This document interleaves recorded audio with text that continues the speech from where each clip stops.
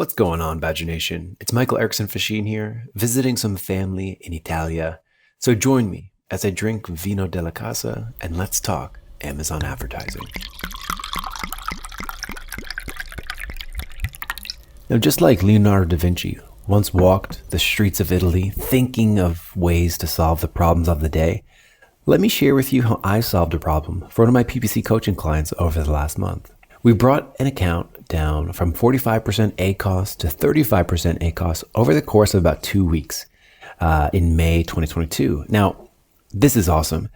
So I hope this story helps you build up your own framework of what to do when you've got an advertising account and you want to bring down the ACOS.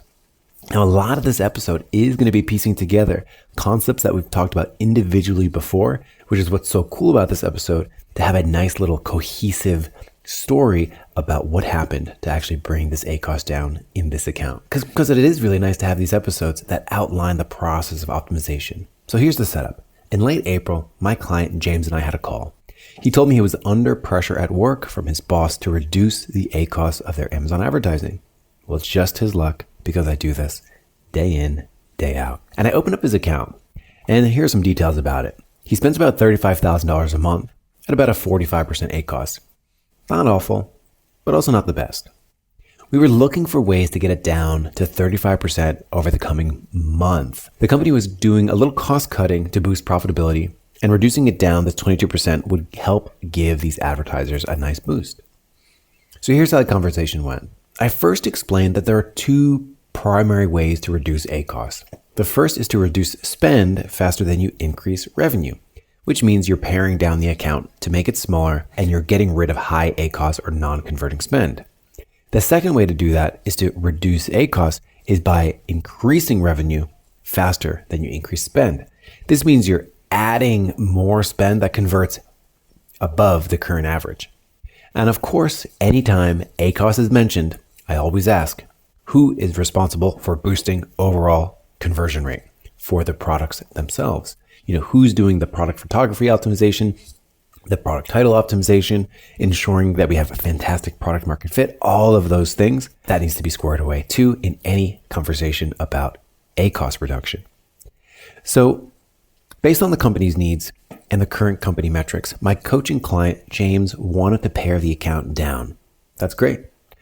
All great statues were once just a big rock. So let's chisel down this account and find the David inside that account.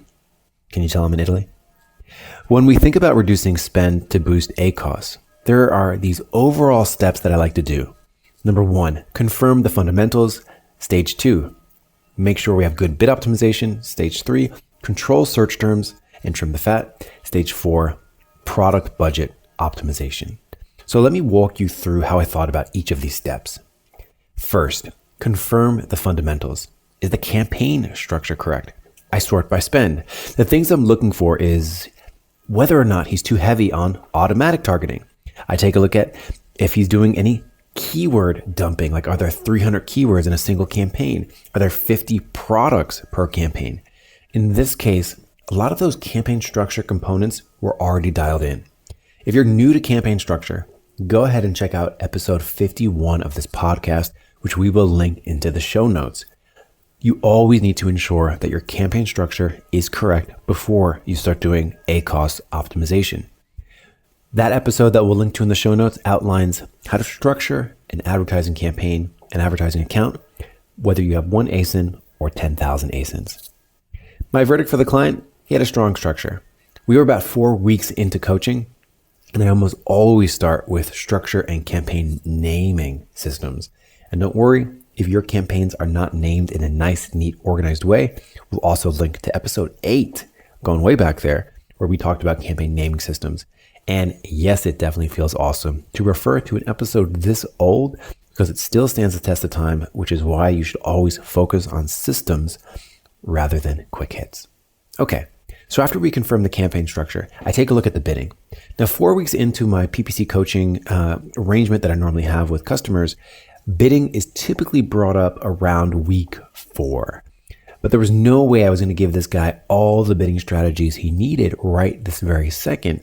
So I focused on bidding on high ACOS keywords and bidding on low ACOS keywords, the two extremes.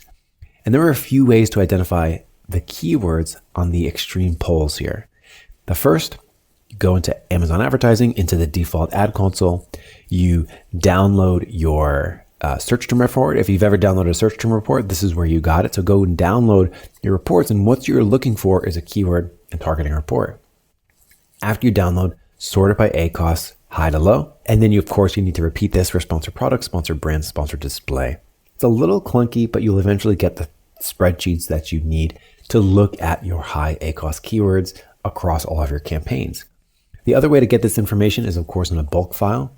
I won't get into it right here on using bulk files, but I will link in the description all of the content that we've made about bulk files.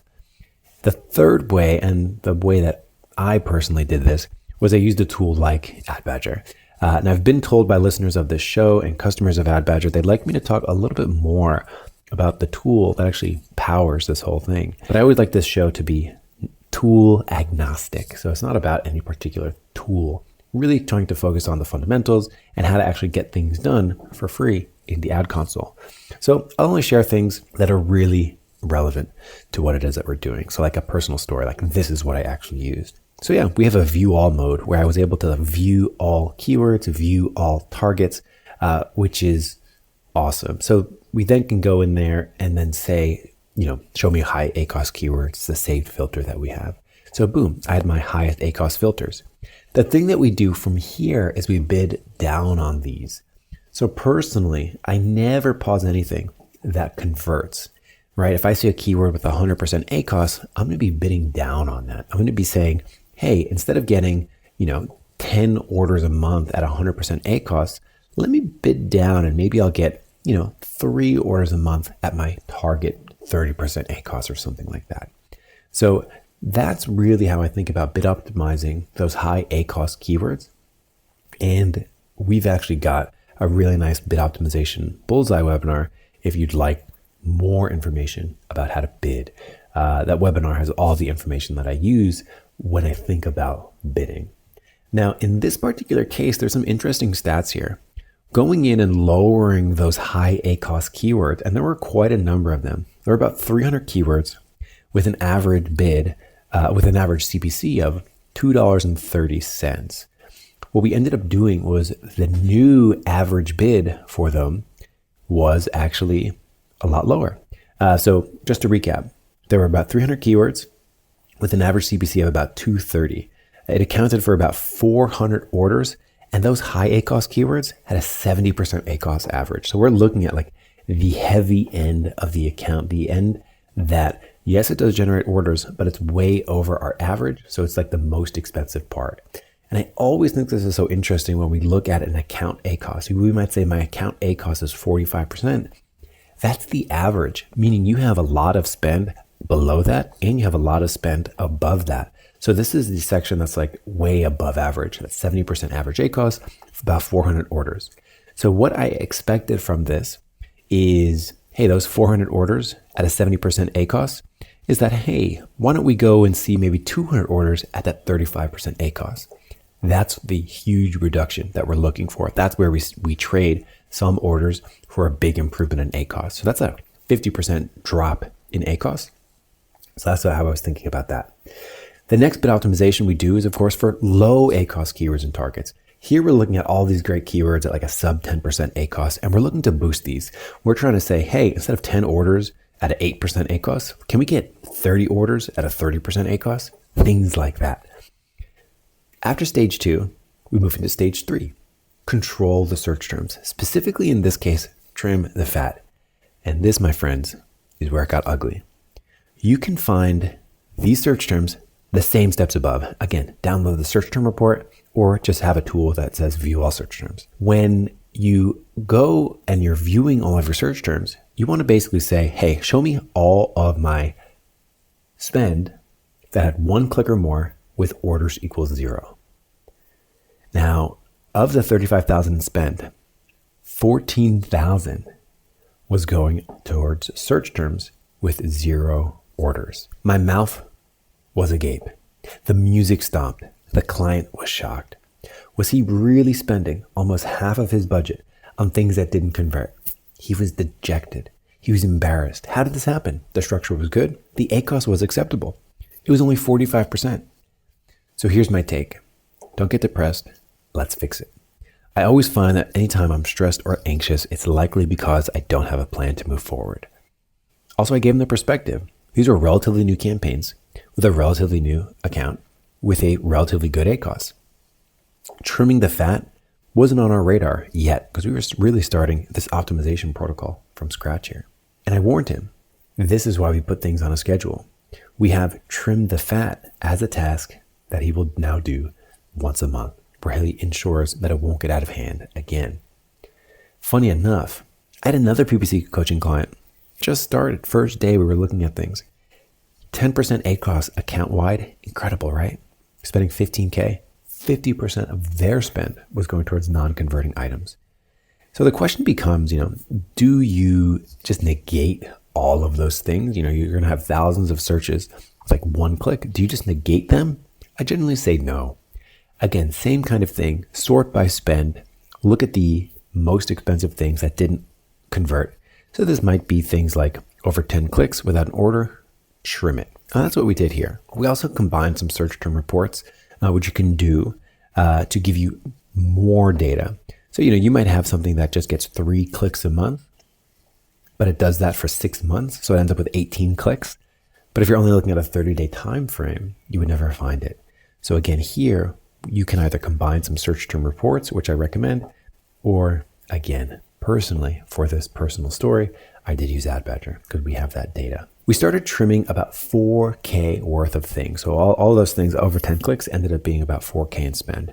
That was actually 10% of the budget. So we saw massive savings right there. Now, 4K isn't that much here, but that only took us about 5 minutes to do. And if that's all we did, we would have changed the ACOS from 45 to 40% in an instant. And finally, the last stage here is product profitability optimization. This is where I look on a per product ACOS basis to ensure that we're funneling budget to the right places. Again, there's lots of tools that do this. Personally, I pay for 5 tools that do this. Seller Mobile, Merchant Spring, Helium 10, AdBadger. Again, for the story, I did use AdBadger, but again, lots of different things that can give you per product ACOS. And again, you don't even need to use any tool. You can just download the advertised product reports from your campaign.